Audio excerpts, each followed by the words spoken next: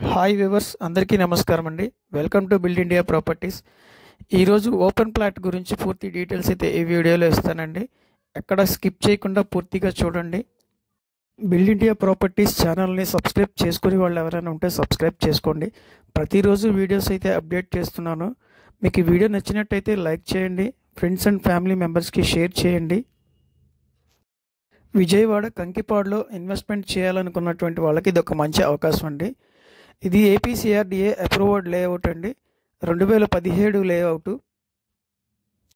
ఈ వెంచరు విజయవాడ కంకిపాడు బందర్ రోడ్డుకి 300 మీటర్స్ రేడియస్లో అయితే ఉంటుందండి. డెల్టా వెంచర్స్ అండి. 40-54 డైమెన్షన్స్తో అప్రాక్సిమేట్ డైమెన్షన్స్ అండి. 233 గజాల సైట్ అయితే కనుక మనకి అవైలబుల్గా ఉంది.